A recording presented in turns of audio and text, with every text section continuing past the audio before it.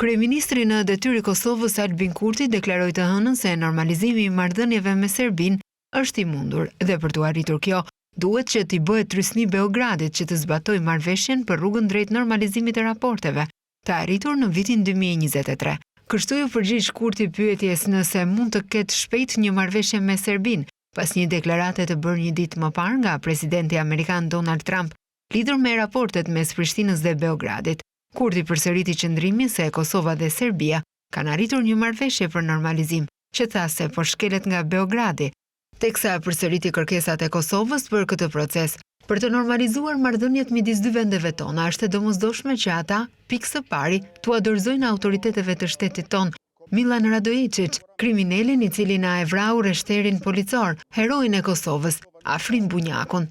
Më pas të pranoi ta nënshkruaj marrëveshjen bazike me aneksin e zbatimit. Njëkohësisht të tërheqin edhe letrën nga dhjetori i vitit 2023, kur ish kryeministrja serbe Ana Brnabić ka thënë se nuk e respekton integritetin territorial të Kosovës, tha Kurti. Trump shkroi të dielën në Truth Social se gjatë mandatit të tij të parë presidencial, Kosova dhe Serbia ishin duke shkuar drejt një përplasjeje të ashpër dhe ishte gati shpërthimi i një lufte, por shtoi se ai e ndaloi atë, duke akuzuar ish presidentin Joe Biden se e ka dëmtuar perspektivën afatgjatë me disa vendime shumë të pakuptimta, por unë do ta rregulloj sërish, theksoi ai.